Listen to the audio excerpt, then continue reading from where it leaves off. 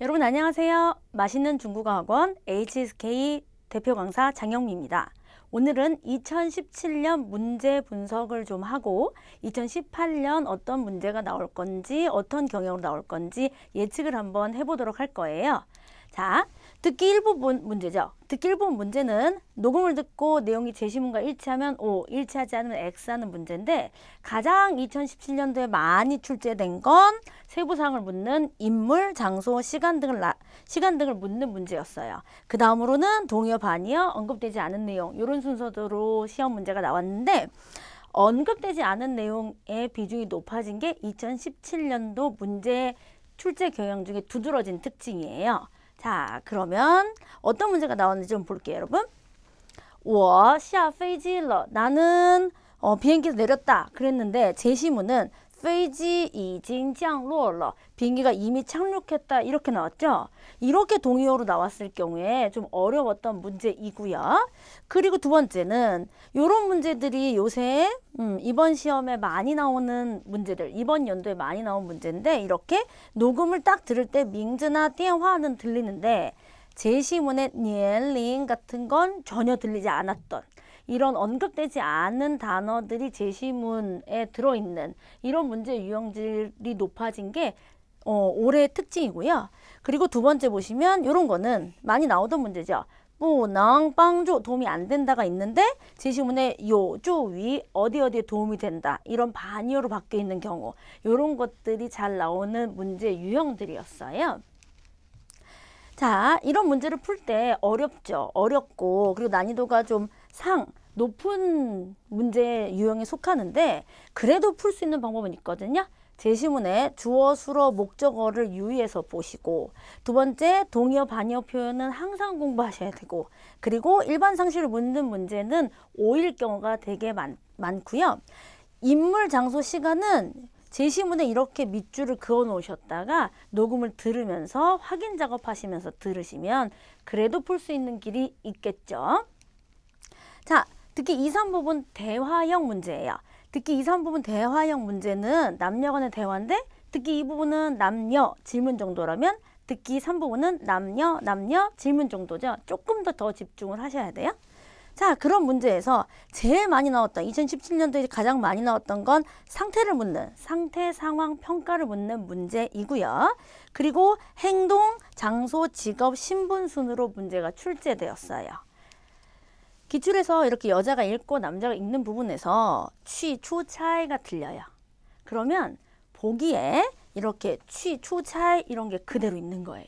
그래서 대화형 문제의 난이도가 조금 쉽다고 말씀드릴 수 있는 건 이렇게 녹음에 있던 게 보기에 그대로 있을 가능성이 많아서 그렇거든요. 그럼 어떻게 문제를 풀으셔야 되냐면 녹음을 듣기 전에 반드시 보기를 읽으셔야 돼요. 그것도 소리내서 읽으면 좀 좋지만 옆에 사람한테 방해가 되니까 읽어보시는 거죠. 근데 읽어볼 때 한국어로 막 해석해서 놓거나 한국어로 생각해 놓는 게 아니라 발음을 한번 해보시는 거.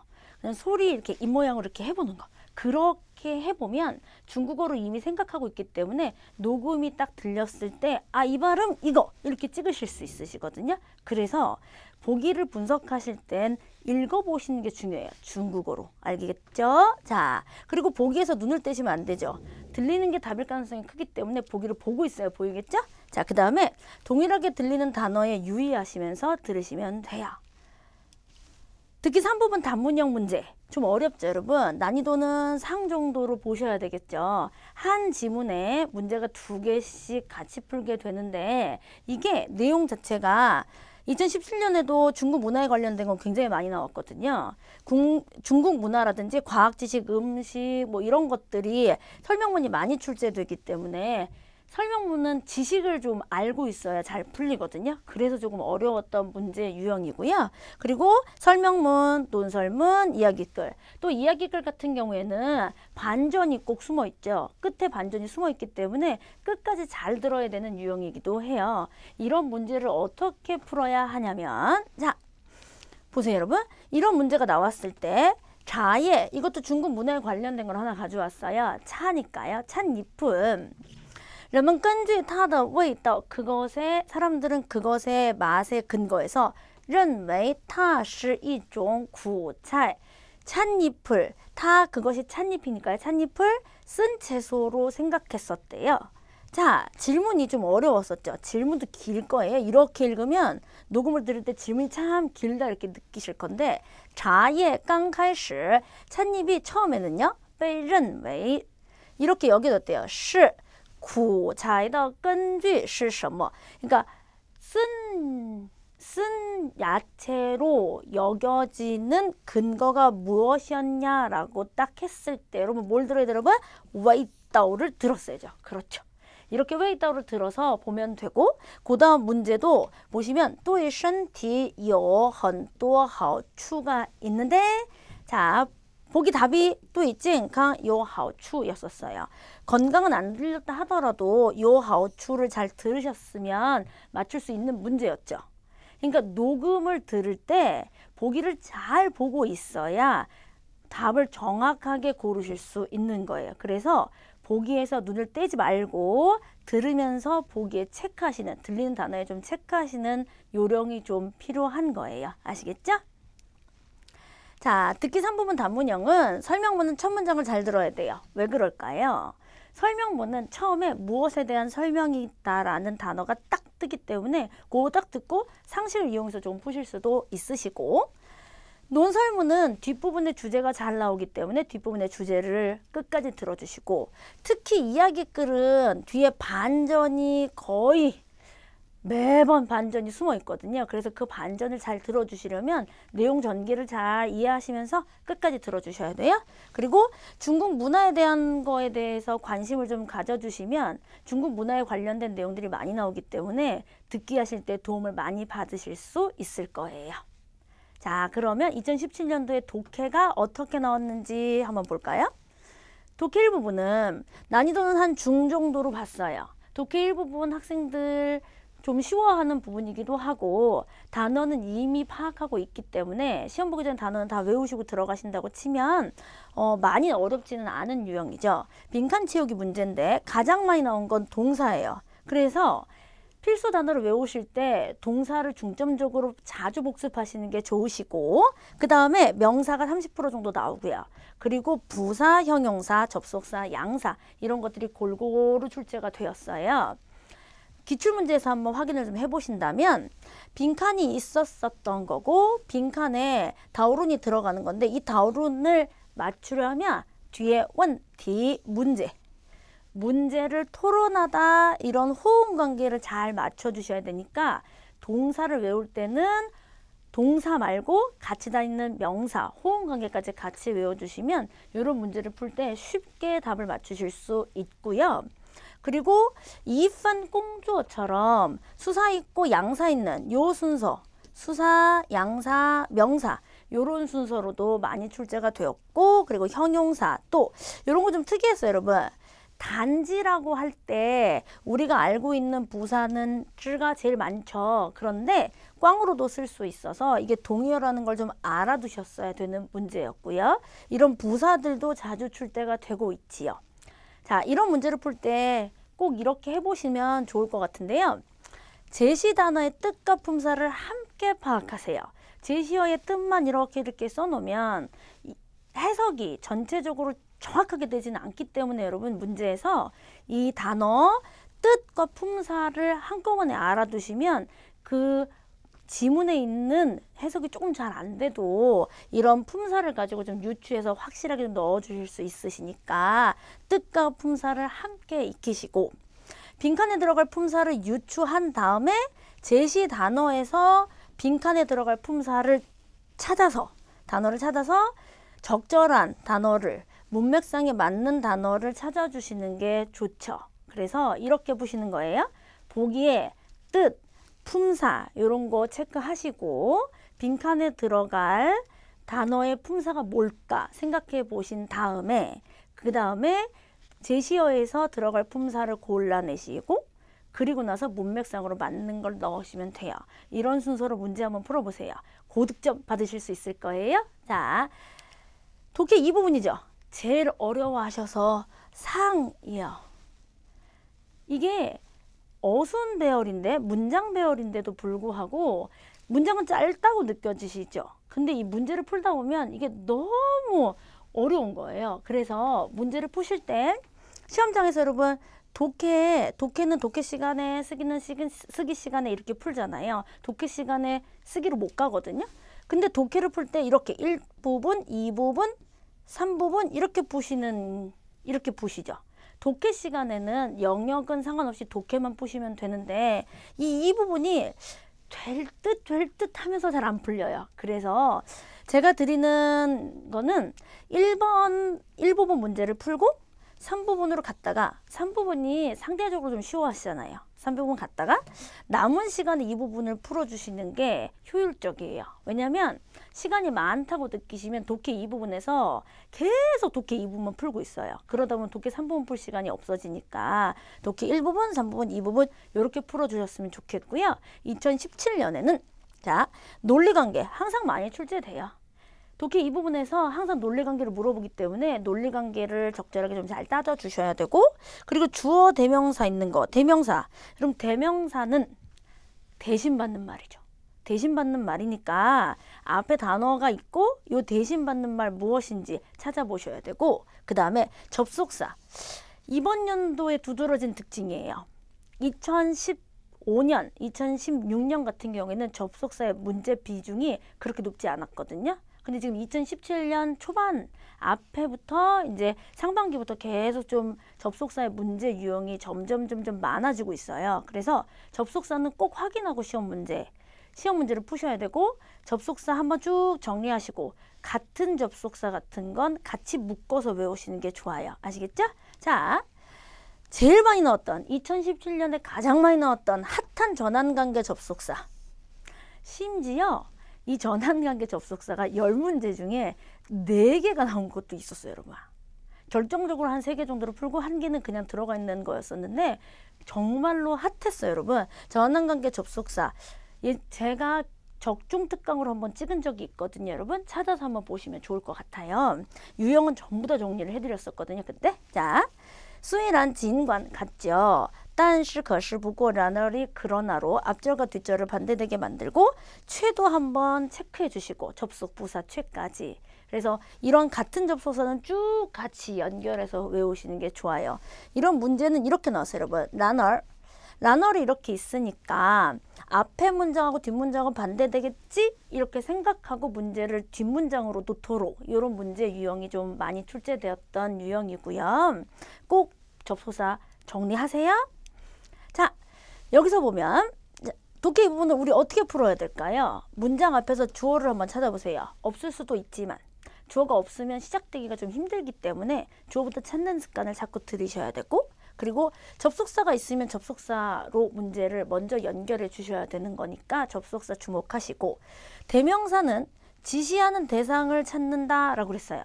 대명사는 대신받는 말이니까 앞에 있는 단어가 이 대명사가 뭔가 이 앞에 걸 대신받지 않을까 생각을 하시고 꼭 찾아보시고 순서를 맞춰주셔야 돼요. 그 다음에 논리의 연결성 그리고 시간 순서 잊지 마세요, 여러분. 접속사나 이런 대명사가 아니라면 시간 문제, 시간 순서대로 문제를 푸셔도 많이 풀려요, 여러분.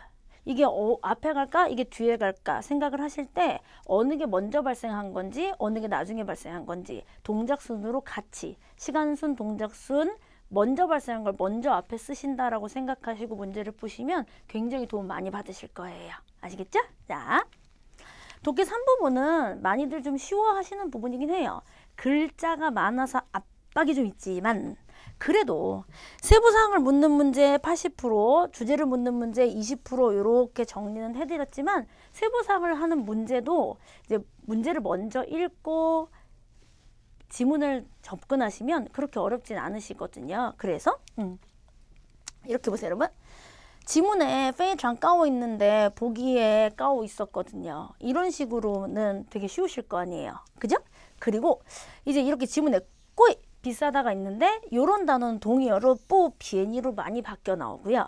또 지문에 카이신이 있었는데 정답에는 위콰이로 바뀌어 나올 수 이런 동의어들을 많이 익혀두시면 확실히 문제 푸는 시간을 좀 절약하실 수 있어요. 그래서 문제 푸는 시간도 절약하고 문제 읽고 보기 읽고 지문 찾아 들어가시면 되는 거죠. 자, 이렇게 하세요, 여러분. 문제를 파악하시고 본문을 해석하시면서 문제를 푸셔야 되고, 설명문이 많이 나오기 때문에 이 설명문에 어떤 단어가 중점적으로 이걸 뭘 설명하고 있는가를 알아야지 문제를 풀어요. 그래서 첫 문장 잘 보시고, 그리고 주제도 첫 문장이 좀 많이 들어가고요. 그리고 끝 마지막에 주제가 있는 경우도 있으니까 끝까지 끝 마지막 문장 잘 보시면 돼요.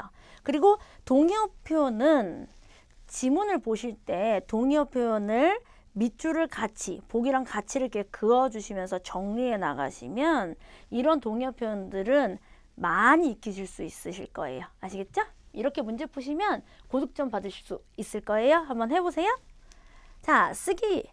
학생 여러분들이 쓰기를 좀 어려워하긴 하지만 기본적인 어법 지식을 가졌다고 하면 난이도는 한 중정도로 볼 수 있을 것 같아요. 자, 쓰기 일부분은 제일 많이 나오는 게 기본 어순이죠. 기본 어순이라는 게 이런 거예요, 여러분. 수로 찾고 수로에 호응하는 목적어 찾기. 그리고 수로 목적어 없거나 아니면 수로 찾고 목적어 찾고 그 다음에 주어 찾기. 이렇게 기본 어순을 물어보는 거. 그리고 부사어들, 동사, 형용사 앞에서 동사, 형용사를 꾸미는 말들, 동사나 형용사 뒤에서 동사나 형용사를 보충 설명하는 보어들, 이런 기본 어순을 나타내는 문장이 가장 많이 출제되고요. 그리고 항상 출제되는 건 바, 빼, 비 같은 특수문형. 그리고 요번 2017년도에는 겸어문이 좀 많이 출제돼서 겸어문이 뭐 많이는 출제되지 않았었거든요. 2016년도까지는. 근데 2017년도에 많이 출제되다 보니까 겸어문은 한 번 정도는 정리를 하고 시험장에 1월 달에 들어가시는 게 좋을 것 같아요. 자, 기출문제를 보면 收到를 찾잖아요, 여러분. 동사 찾고 收到의 목적으로 쓸 수 있는 이렇게 表약 이런 거 찾아주시는 이런 기본 어순이 출제가 되는 거고요. 빼이자문, 뭐 빼이자문 아니고도 이제 바자, 뭐 비자 이런 것들. 비자의 비중도 그렇게 낮지 않았었어요. 그리고 바자, 빼이자는 뭐 한 시험에 한 번씩은 나왔다고 보면 되고요. 중간중간 안 나온 적도 있지만 거의 대부분 나왔거든요. 한 문제씩은. 그리고 랑 출제 비중 많이 높아졌고요. 그리고 또이는 항상 잘 나오는 전치사예요. 또이가 전치사인 거 알아두시고 저거调查结果까지 또이가 잡는 전치사 구네요. 그래서 요런 전치사 뒤에 명사를 잘 찾아주시고 表示 표시하다 동사 앞에다가 부사어를 넣을 수 있느냐 요런 문제들이 출제가 된 거거든요. 자, 이런 거 기본 어순 잘 정리하시는데 자, 기본적인 어법 지식을 잘 쌓으셔야 돼요. 평소에 잘 찾으시고 기본 어법 지식이 이렇게 부분 조금 이렇게 하는 거 아니고 어순 어디에다가 배치시킬 것인가를 중점적으로 어순 공부를 하세요, 여러분. 어법을 공부할 때 이게 어느 자리에 들어갈 것인가, 이게 어느 자리 위치에서 어떤 역할을 할 것인가 이런 중점 포인트를 가지고 어법을 공부하셔야지만 쓰기 일부분에서 높은 점수를 받으실 수 있어요.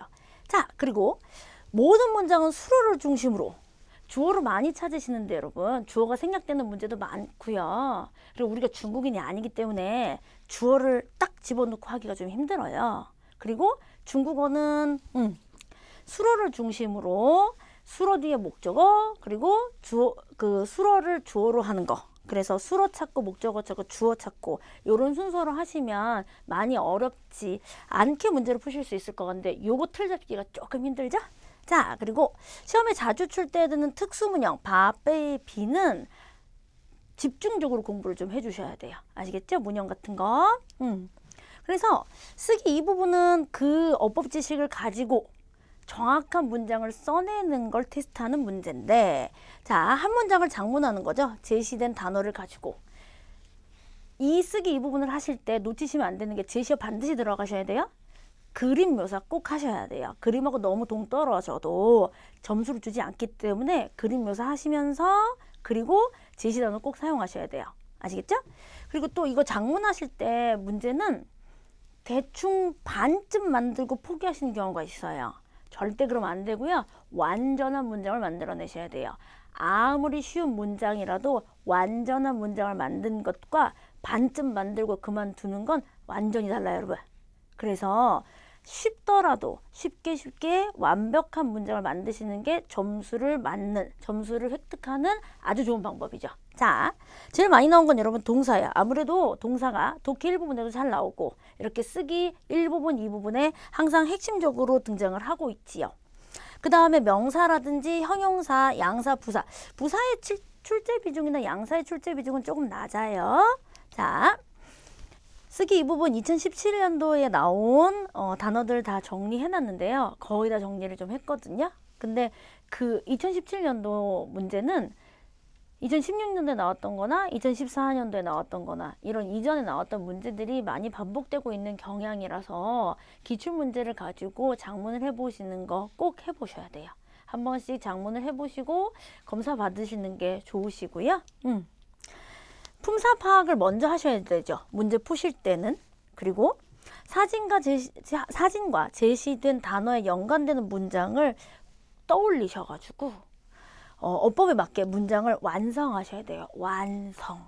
마침표까지 꼭 찍으셔야 돼요. 아시겠죠? 문장을 완성을 잘 해 놓으셔야 되고 반쯤 써놓고 알아보겠지 이렇게 하시면 안 되고 쉽게 쓰시더라도 쉽게 완벽한 문장을 만드세요. 아시겠죠? 자, 2018년도 HSK는 듣기 일부분은 세부사항이나 동의어, 반의어 같은 걸 묻는 문제는 항상 출제 비율이 높을 것 같고요.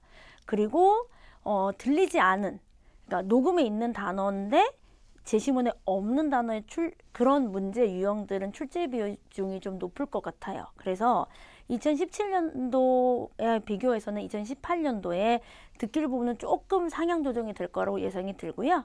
듣기 2, 3 부분은 비슷한 난이도일 것 같고 듣기 3부분 같은 경우에 설명문의 비중이 2017년도도 높았기 때문에 2018년도에도 높아질 것 같은 생각이 좀 들거든요. 그래서 듣기 1부분 연습 많이 하시고 듣기 3부분은 설명문 연습을 좀 많이 하셨으면 좋겠습니다.